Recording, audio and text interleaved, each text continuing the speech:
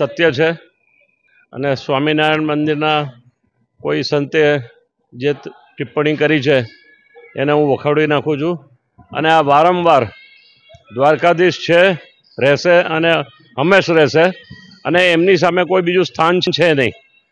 પર્વ ભગવાન છે અને અખંડ છે. તો જ્યારે કોઈ બીજા લોકો બોલે, કોઈ સંત બોલે, એનો કોઈ અર્થ નથી. દ્વારકાધીશ એકદમ હાજરા હજુર છે અને એ સામે જે ટિપ્પણી કરવામાં આવે છે એ બહુ જ દુઃખ થાય એવી વાત છે અને આપણે એને વખોડીએ છીએ.